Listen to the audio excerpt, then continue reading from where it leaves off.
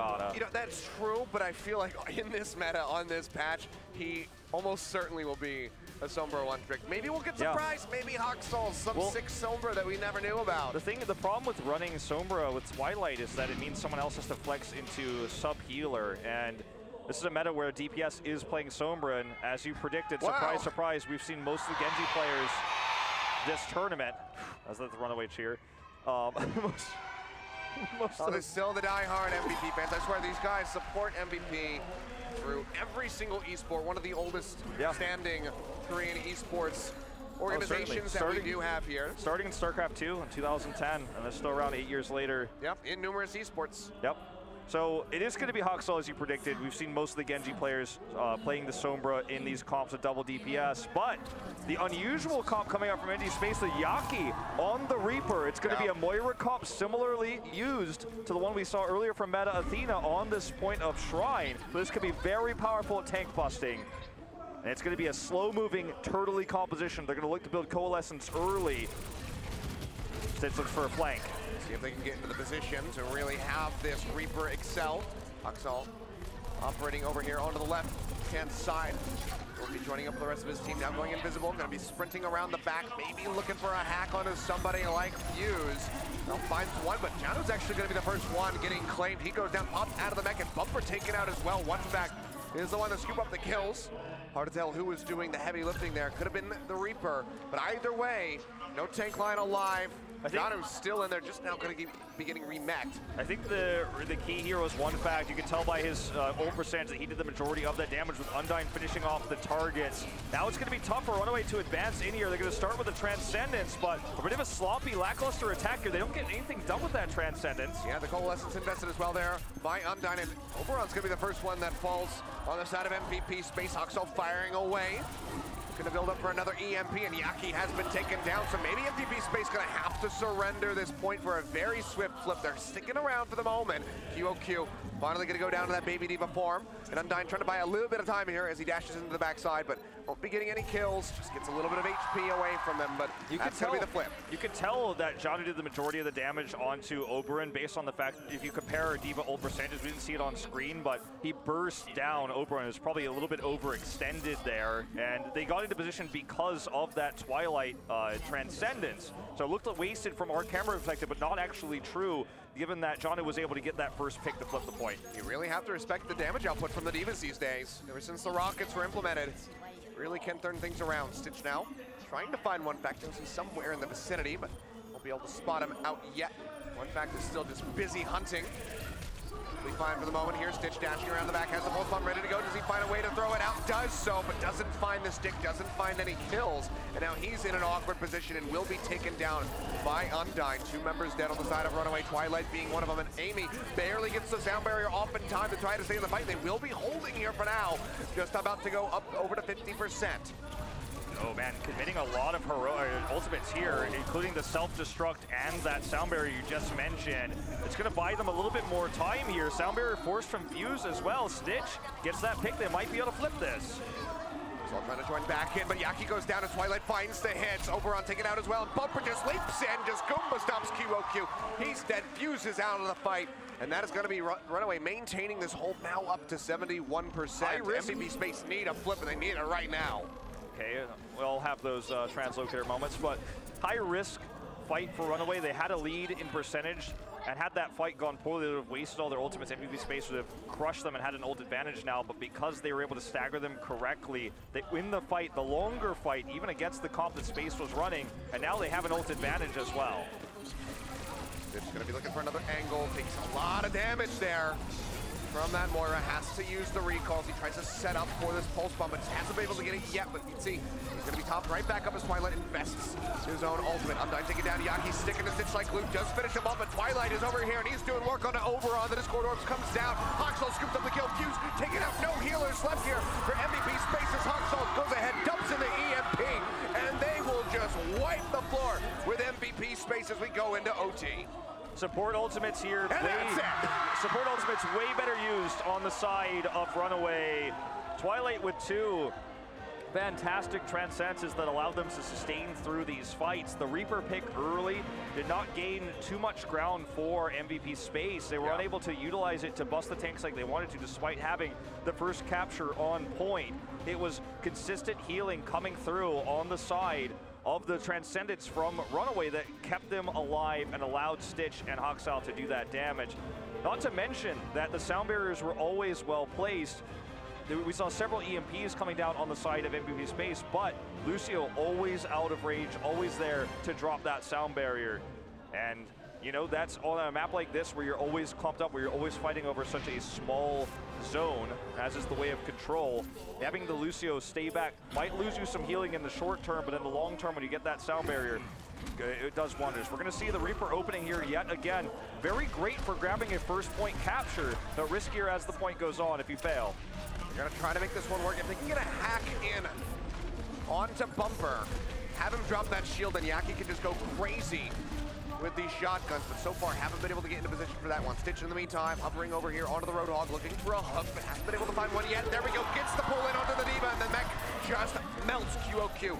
Now being knocked out, and Hoxile is just firing away, blast after blast, trying to chunk them down. He's gonna find Oberon, and RunAway will get a very swift start onto the map. Yaki, he knows he's dead. He says, I'm just gonna sit here, surrender myself, you guys can kill me. The triple tank comp that runs the Reaper here with Moira is going to always have an advantage to allow Hoxile to get into position. We talked about how it's a very slow turtley comp that takes time to set up. When you have a Reinhardt to allow you to get into position, when you have a Roadhog that can pull targets into your damage, your DPS, where the Reaper is struggling to close the distance, you're gonna have a better time. One back goes around the backside, gets the hack off there. In on to Hoxile, but it's not gonna matter too much. Coalescence coming out, it's gonna be dueling Coalescences on both sides, but Twilight might just be the one winning it out, keeps everybody alive on his side, and yet again they stave off the push from MVP Space. The Sombra is simply useless here because there's too many ways to interrupt hacks, and one huge EMP could be the winning moment in the fight, but we're seeing these tanks block that from occurring. We're gonna see that attempted EMP right now, already uncloaked and shown. Look at the ult advantage here for RunAway. Their Coalescence got way more value with triple tank than what the Coalescence of MVP Space was able to do. In fact, they even have Undyne switch over to that Zenyatta. Still gonna be pretty close. Self-destruct gonna be invested there by QOQ. Amy, doesn't find anything, but Yaki finds Bumper, so a decent start to the fight here by MVP Space. Sound barrier comes down. Yaki still has that Death Blossom ready to go, but so does Hoxile. Throws it out. Oberon, he's gonna fall, but Hoxile gets taken down as one back finishes him off. Still gonna be a bit of a brutal trade back and forth here, but MVP Space crucially has not capped the point. They haven't capped the point. All their members are super low. Undyne is dead. Fuse is too low to get back into the point. This is a one fight for RunAway here. Yaki forced off the point yet again. He wasn't with the team earlier. He's got Death Blossom, but it's going to be futile. Oh, right around the corner. Bumper hammer already swinging, takes him down. Death Blossom, he's been sitting on it for so long, but he won't get a chance to use the damn thing. That's going to be it, just about. One last tag in does extend the clock. QOQ is just going to buy some time here with the self-destruct. Reinhardt's shield going to negate it. Time taken down on an overtime. This was a stop. And Achilios, the better understanding of how to use Moira to slow push with the Reaper, goes to RunAway. Their Coalescence in that first fight did much more than MVP Space could have ever hoped for. They switched off of the Moira, which meant that Reaper comp lost value. You need some sort of burst healing with the Lucio. Lucio plus Zenyatta is not enough to keep the Reaper alive, not enough to keep your tanks alive, not enough to get you in position for the Reaper to do damage. Roadhog picks were aplenty. We saw a lot of hooks, and when you lose control of the point so easily in a mirror composition like this with the Reaper, getting back onto it is basically just asking to be hooked. It's asking to get outflanked. And the healing from Amy, the sound barrier usage we saw, more than the healing, avoiding those EMPs, every single EMP, he was ready for it, and he was ready to lay down that sound barrier at the same time to protect his teammates. Very well played. On his debut match here in Contenders, Amy's looking to be a fantastic Lucio.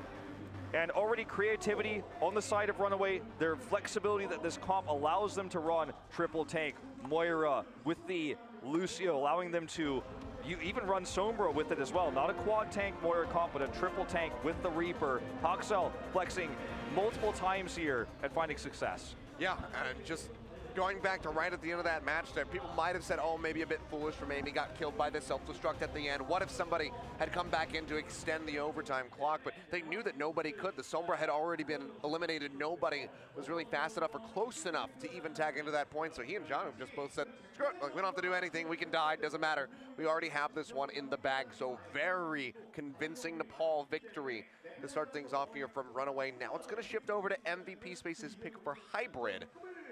But they need to have a very strong performance on that to bounce this back. They want to make the set 1-1, try to keep things as tight-knit as humanly possible. Otherwise, RunAway, if they could just translate that performance onto every single map type, it would be absolutely disgusting. It would be one of the fastest series I've ever seen. So the MVP Space go-to map has almost always been Eichenwald in this situation. And I think that if you're going to go to Eichenwald here, run your Pharmacy and your Dive that we've seen them do so many times in trials on this map, but even going as far back as to Apex, that was actually their best map type, or sorry, their best map on this map type of Hybrid. I think then you need to bring Tidala in and sub one fact out. I think that's virtually required here if they're going to be going to comfort pick Eichenwald. If they want to go to something like a King's Row and run the continual Reaper, try to run Junkrat, for example, to hold a choke point on King's Row, want to go to Hollywood and use long-range hit scan with one fact, they can keep one fact in. But if they really want to go to that comfort pick Eichenwald, I don't think one fact is the player they want for that. Would have to go for, you would expect projectile at least on attack.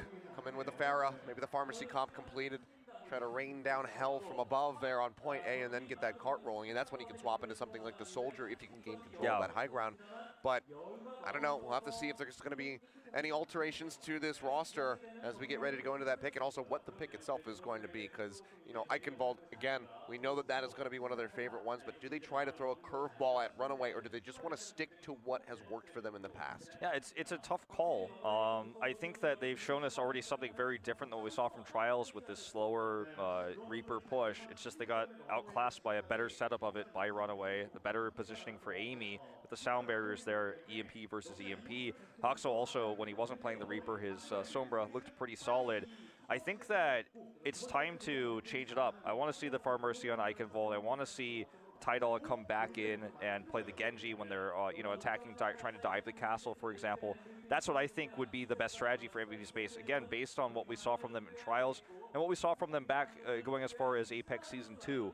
But you know, this is a new roster for them. They have QOQ on the lineup now. Fuse is in this one, replacing some of their former Lucio players. They've actually changed Lucio players like every season.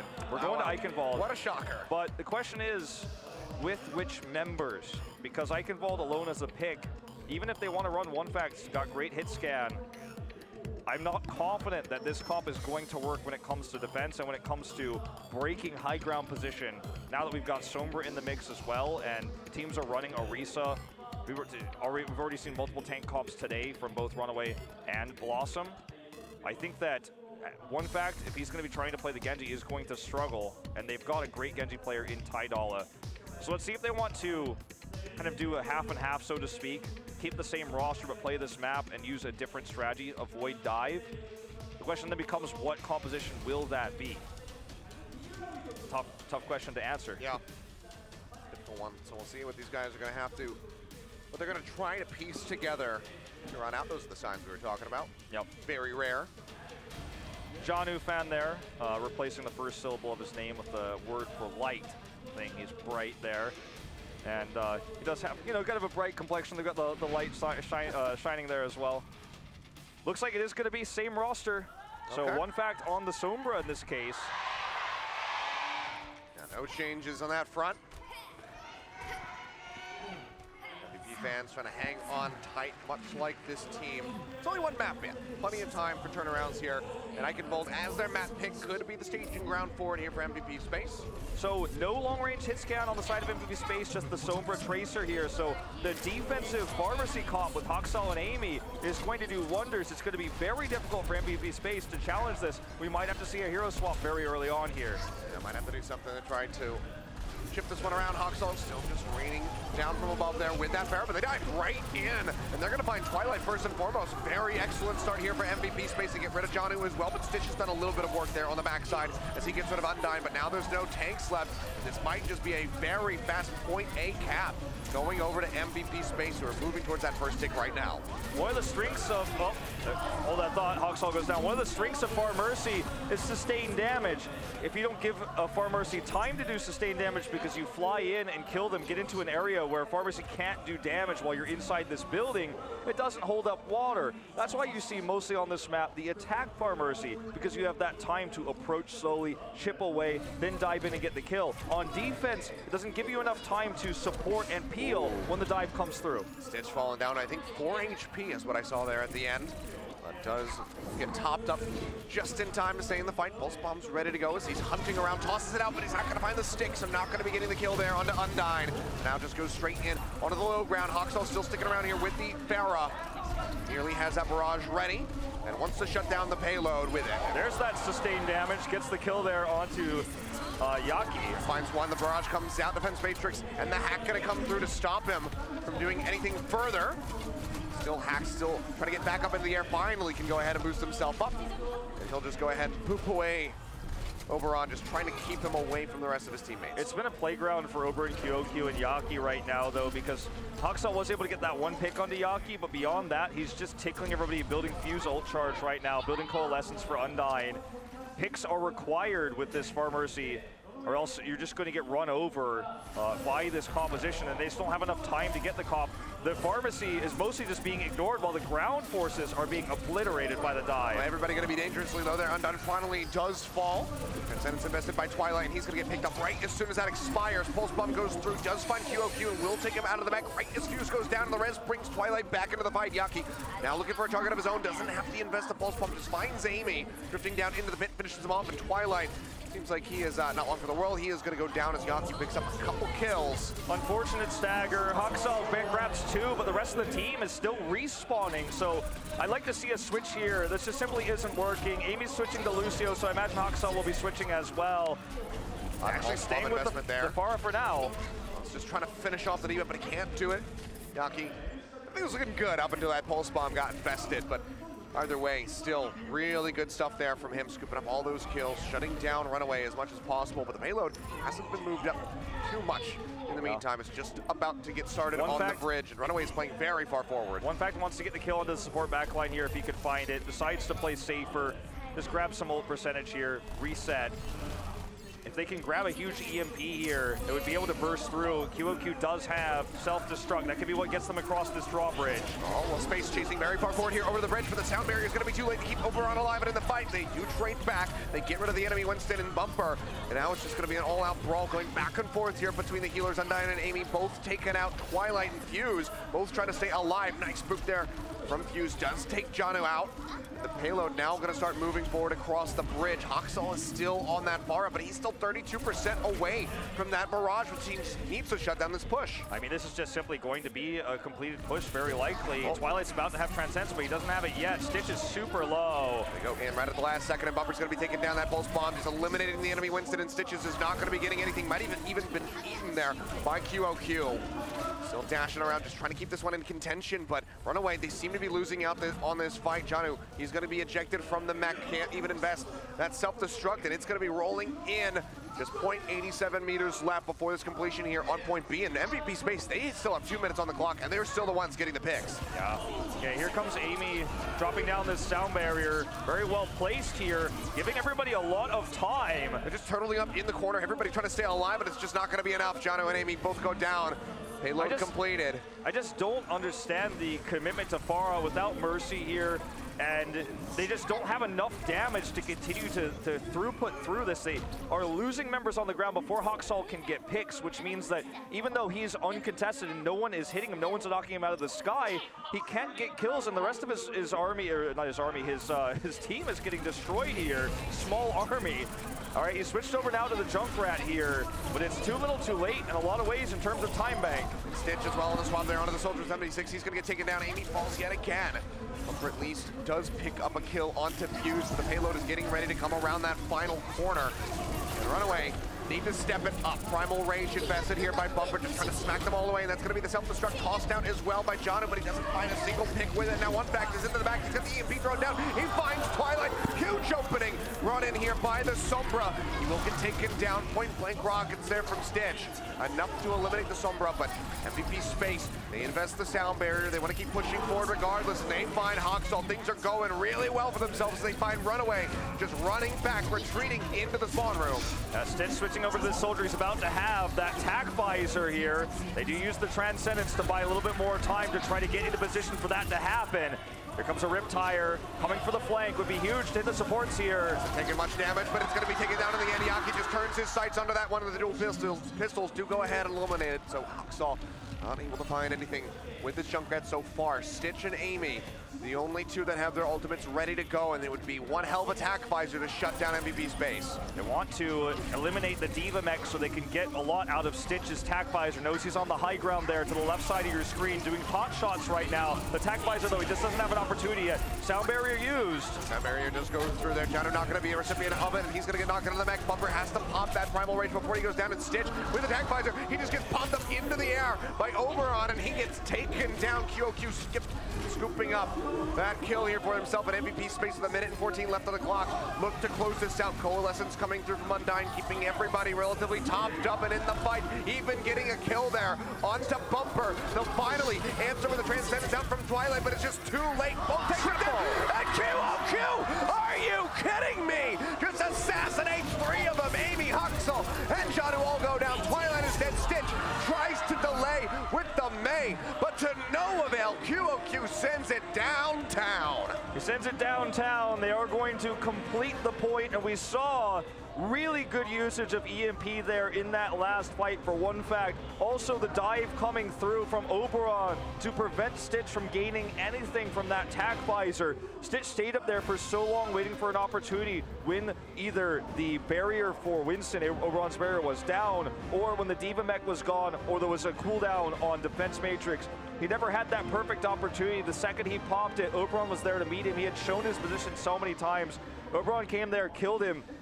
That really was their ace in the hole, to use the tack visor to get a wipe to stabilize, because during all of that as well, the healing throughput from Undyne just kept the push coming. We saw 3 coalescences, I believe, throughout the interior of that castle phase, which just meant that Oberon could continue to do consistent damage. One other thing I noticed in that last fight was Bumper trying to use his Primal Rage to stall out, never really able to connect with anybody because Fuse was just constantly peeling with his right clicks. A really frustrating attempted defense here for RunAway, but we have to go back.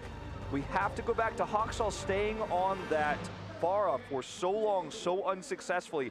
That allowed MVP Space to have the time bank required because they did so well on Drawbridge to break through. Yeah, I think after the first barrage is maybe the time to go ahead and swap that one out. I think up until that point it was okay. It's not like it was the pharmacy comp that was costing them dearly for that first point. It was Twilight getting jumped on. Yeah, and getting eliminated right off the bat. So sticking through the far end to at least get that first barrage in, I think is okay. But not swapping to something else to go for that high ground control during the streets phase, that's when things are really wonky there for RunAway. They just sacrificed a lot of control of the ground.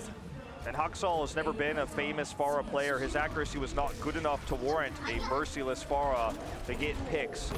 We are going to see pretty similar compositions here across the board now. In fact, a mirror composition here. It's going to be an attack from RunAway that just runs dive Sombra. Stitch on his famous Tracer, gets a pick on Oberon. Yeah, that's a really good way to start this one off here. Stitch going to build up for that pulse bomb, and we'll just go ahead and casually help take QOQ out of that mech very swiftly. And this is looking a little bit like deja vu, but for opposite teams. And without a Pharah in the mix, really swift potential take here. Onto the point by RunAway. It's already going up to the second tick. That's basically the team kill coming through. And a very heavy time bank for both of these teams to start things off. RunAway need to bring this one home faster, though. I mean, the only thing that would make this an old school RunAway comp is if Hoxall were playing Genji. They're so fantastic at dive.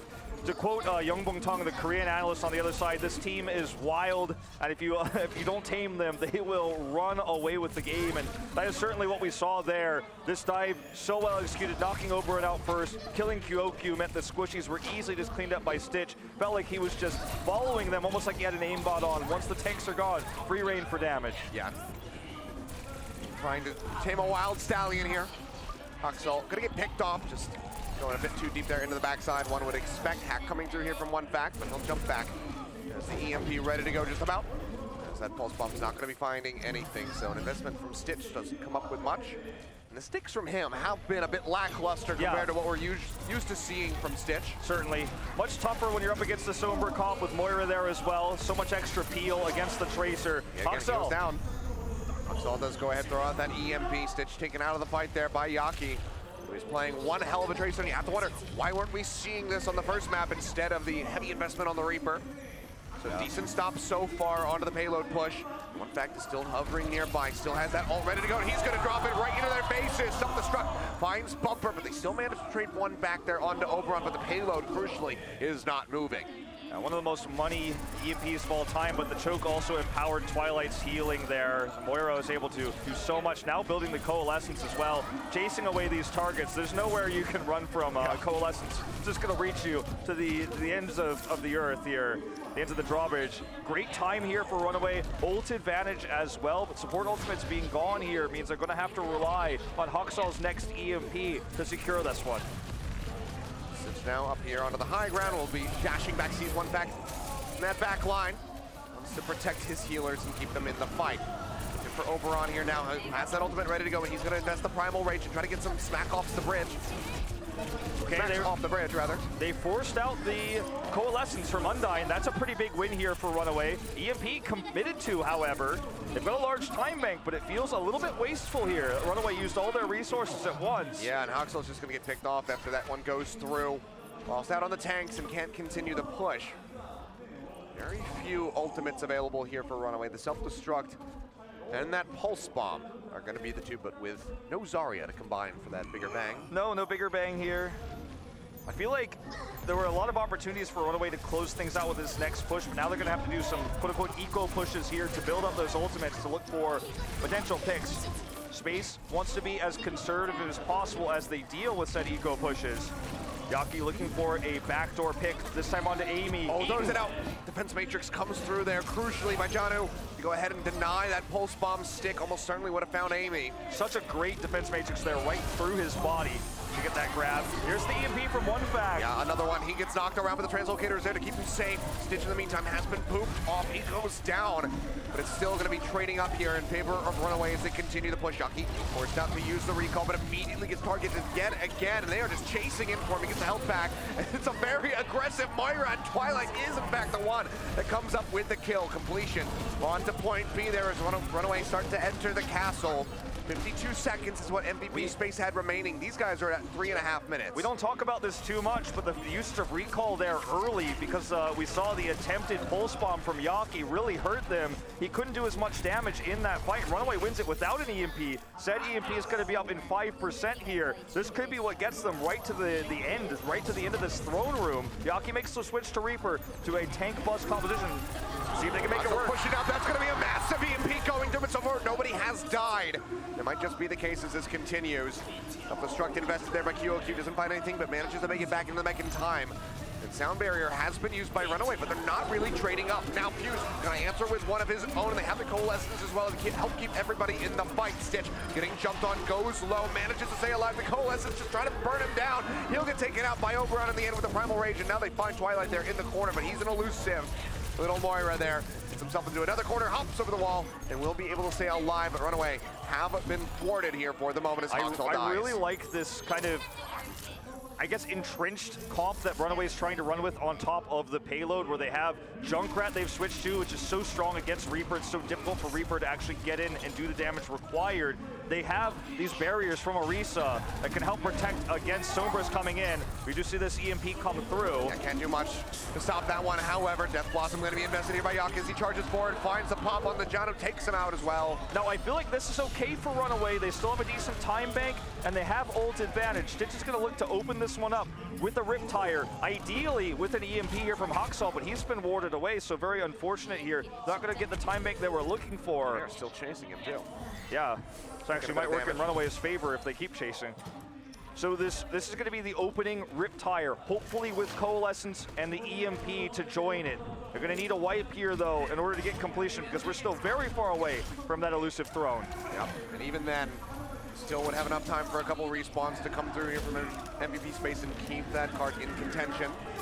On time, Coalescence of his own ready to go. The sound barrier is almost there as well. Stitch trying to find a way to sneak his way into the backside. He's going to be jumping in, finds one. It's going to be Oberon going down. But the ult denied away there from the Orisa as Yaki takes it out, and Hoxel has gone down. QOQ popped out of the mech. No tank line ready to go, and Stitch just throws the bomb straight into one back space, takes him out, and Yaki gets picked by that self-destruct. These are the picks that they desperately needed. It's not a team wipe. They still have a sound barrier there on defuse, but they're gaining so much ground with still a minute left. Okay, they're going to have to make this sound barrier worth it. Here it comes. No Coalescence to join. QOQ's got that self-destruct. Goes through, gets onto everybody. A trap getting triggered there by Fuse, but no follow-up there from Stitch to actually finish off that Lucio. QOQ still holding on to it, and they're pushing RunAway back around the corner, so don't even have to invest the ultimate. They're still doing a damn good job. Oberon with his Primal Rage is keeping everybody at bay, smacking them back.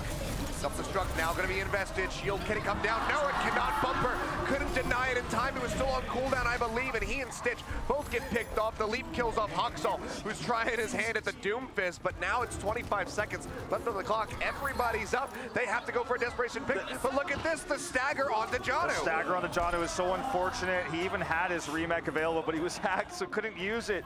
Stitch has another Riptire here, but it was all about one fact's EMP.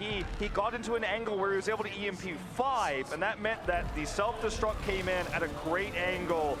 5 seconds left here. I don't know if anyone's even going to get to tag this one. They're headed back to it. Gonna try to get there in time. They managed to get it right at the last second. Stitch with another Riptire. Has to be absolutely huge, but it's just going to be taken down. Yaki finds it as he invests the Death Blossom. Won't be getting much else for it, but at least shuts down that Wombo potential. Self-destruct coming through. Janu looking for a pick. Can't make it back into the back. It doesn't kill anybody. An all-out brawl onto the payload here as RunAway is desperately trying to get this completion and not allow MVP space to tie up this series 1-1. Okay, Bumper almost has that Primal Rage. He desperately needs it here. That may be what buys him enough time. One fact goes down before EMP. That is so important right now. QOQ's dead. That's going to be the sound barrier coming through from Amy as he tries to keep everybody in the fight. Oberon now going to be losing out on the Primal Rage, and they are all in onto this one. Undyne picked off by Stitch. Fuse has a sound barrier ready to go. If only he could use it. He's been waiting. He might not get the chance. EMP dropped in by one back. Sound barrier only on to 3 members. Everybody else dead. Fuse going to get taken out. Another EMP out from Hoxel as they try to get the completion. QO2, he's pushed away. They take back in. It's Undyne. He's the only one. They're trying to finish him off. The Coalescence coming through. Leaping from Oberon stops at 1.16 meters as they desperately try to hold this, but RunAway will not stop. They keep going forward, and they get the completion in overtime. Very fantastic staggering of ultimates there by RunAway.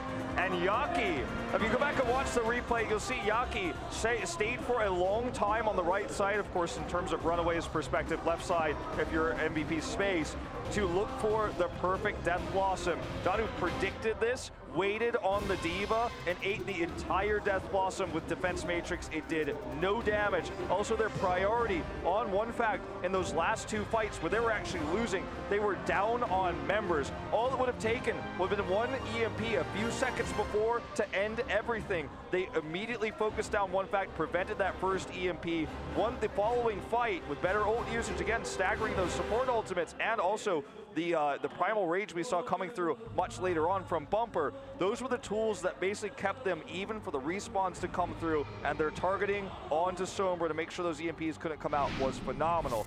They're not out of it yet, but they keep their chances alive here in map 2. Yeah, crazy, crazy push, but still have to give the respect to MVP space for being able to get their push much cleaner. So a minute on the clock, a minute 52 for the side of MVP space, who will be starting off on the defense. So far, Stitch is showing us a Reaper. Let's see if they really want to stick through with this one. Seems like the answer is going to be yes, as Twilight just goes for a bit of a scout there with the Sonic Arrow, but doesn't find anything, goes straight back over to the Moira. It's going to be another one of these Reinhardt comps, though, with Reaper, so that Reaper can kind of be escorted to the point where he can do his maximum amount of damage, burst down the tanks, get that Death Blossom. Will be better protected here. Oberon is target. This is what you got to do. You got to bring that Reaper Reaper and burst down the tank. Finds one as Oberon falls, now pushing right back in. They're gonna be shoved away. One tick already grabbed. Already a big win here for RunAway as they look to get the second one. Undyne's gonna come forward, but just has to keep cheating in, putting a toe in on top of that point to stop it from going up, but they're not gonna be doing much. Second tick does come through, Fuse picked off, but Twilight gonna go down as Undyne finds the kill. We'll be having that coalescence faster. As Twilight desperately tries to rejoin, and Yaki yet again dashing around trying to do some work, but his team is just crumbling around him. And we might even get into a streets phase here on Eichenwald. Only a minute on the clock for RunAway. They're gonna get this completion, but they cannot leave the cart. They cannot leave the cart, but this comp is so good at staying on the cart. They've got Reinhardt, they got Reaper. All resources for RunAway were put into Stitch. Every piece of Moira's healing, Amy only using healing once they got onto the point. The opening pick on the Oberon is all they needed. Then they just kept healing Stitch, and he delivered. He did the damage against the two heroes, Winston and Diva, that can buy the most time, and the heroes he's strongest against. OneBack wants to ruin everything with a single EMP, but still, they're gonna have to get through the shield. Tries to get the hack there onto the Reinhardt. And now he's gonna be targeted out here by Twilight, forced to use that translocator. He still hold on to it. Hansel approaching one of his own, has to jump back. A lot of pressure coming out. Twilight uses the coalescence. Undyne's now ready to go. Oh, there's Seth. Comes down, finds a couple pins in. OneBack, he's been taken out. EMP, I think not. Says Bumper, completely eliminates him. Self-destruct, not going to be finding anything, but it keeps them zoned back, forces them away from the cart, at least for the moment. Any inch that RunAway can gain, they will take it, and they are going to keep going. Such an intelligent comp here. Stitch holds this Death Blossom. The Earthshatter was perfect, and QOQ also, in that moment, panic, dropped down his self-destruct, hoping that in the chaos, perhaps RunAway, the assembly wouldn't be prepared. All that Bumper had to do was turn around to block it. No kills here. Sure, Janu's self-destruct didn't get anything either, but it was required, it was necessary. And now, free meters on the cart here, and this Death Blossom could do wonders. He's setting up for it. Again, looking to blow up over and forces the Primal Rage. And Stitch gonna go into his Wraith form, still has that Death Blossom ready to go, but sees that Diva and doesn't want to pop it, doesn't want it to all be denied by the defense matrix, but now QOQ, he's been taking out Stitch, does find it, and that could be his moment, but no! A huge shutdown by Yaki as he finds two. Bumper and Stitch both eliminated, and even gets the pop out onto Janu. Yaki swapping over to this Junkrat is just carrying at the moment, but Twilight shuts down the Riptire, shuts down Yaki, but that is going to shut down their hopes of reaching point B. RunAway with a minute on the clock, make it just about to the bridge in a miraculous run. We can talk about how strong Junkrat is against these types of comps, especially when you lose the Reinhardt, you lose all ability to mitigate the damage and prevent Junkrat from just stacking it up. He's so strong also in moments where you all have to be on the cart when you're in overtime. But that doesn't erase the progress that RunAway was able to make on this cart. Progress that, when you look at the time bank, you wouldn't have thought would have ever been possible. MVP Space probably felt fantastic about their overtime hold. And now, we got fans of all ages here. That's right. Probably a family member. Yeah, more than likely going to be family. But now, MVP Space finds himself in a situation where they got bamboozled by a Reaper comp. Oberon, overextended, did not anticipate the Reaper. Already used his leap, so couldn't escape, which is a common occurrence against Reaper comps. When you jump in, you just simply can't get out. The Reaper bursts you down. Yeah. Now they have to push an overwhelming distance, and RunAway is now feeling fantastic. And I'm happy to say, Haksal on the Genji. We're finally going to get to see it. And let's see what Yaki can do here. He is on this Pharah. Very likely will be Far Mercy coming through. No long-range hit scan for RunAway, and if I were MVP Space, I wouldn't expect that either. It's an intelligent composition, but remember, it is weak. If you don't, they're not running the Mercy, and if you don't respect the dive on the other side, Mercy just, or sorry, Pharah just may be ignored, as we saw on attack earlier with MVP Space. Space now coming out the gate. Yaki trying to get some work done yet again with his Tracer. Haksal on that crucial, on that famous Genji, barely mentions his ALF, and he gets out in the end, and that could cost them dearly. Overextended past what Janu could do for him with Defense Matrix. He just simply could not support, could not peel. Now Twilight said as well, maybe just back-to-back very swift takes here onto point A for either side. Stitches have been eliminated as well. Haksal immediately going back over to the Sombra, tried it, a little bit of fan service. But that's all we're going to be getting from it. The Genji just not working out way too far forward. Yaki punished heavy, and it just snowballs from there. Yaki just going right back to the Tracer, too. Building up another pulse bomb here, doing a lot of consistent damage and harassment there. And Haksal is a long way away from an EMP. That's one of the tools you can use to get everyone off of that payload with a comp like this. It's really unfortunate. They have so much healing throughput with both the Lucio and the Moira here, plus the card itself. Picture in picture there for the moment as we take a look at both Tracer, Stitch, building up for that first pulse bomb. And one back makes it out with his life, tosses that one in, expecting somebody to keep coming forward, but doesn't find anything with it.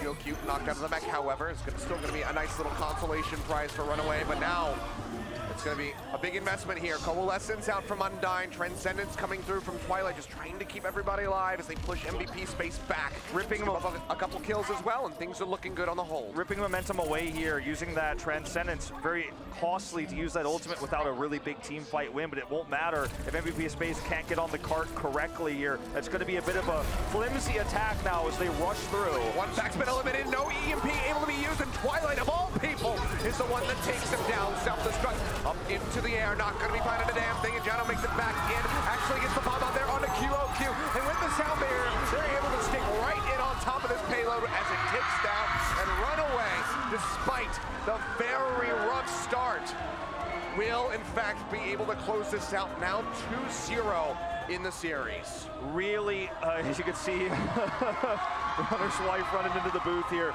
Very, very good understanding of the Reaper compositions they are running, and throwing a bit of a surprise comp here on attack, which we don't normally see on Eichenwald. Just totally threw Oberon off. They had a strong push. Momentum's so important, and it's Sombra versus Sombra. You're getting the EMPs first. You're making it more difficult for your opponent to build EMPs. Their push was stronger than Space's. Space had a great start to their attack run, but just could not keep up the momentum because Runner not on this roster, not here today, sadly. I meant to say Haksal on the Genji was able to do too much. We saw the Transcendence come through that got them just 2 picks. That's all they needed to just completely stop the momentum.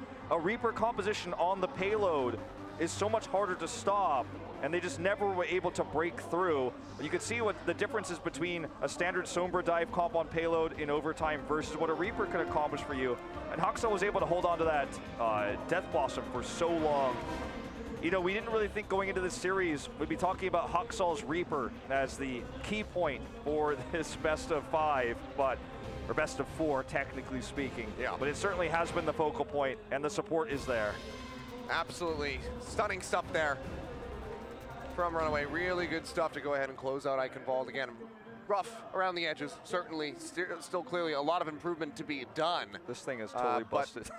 I don't know how you keep doing that, man. It's a magnet.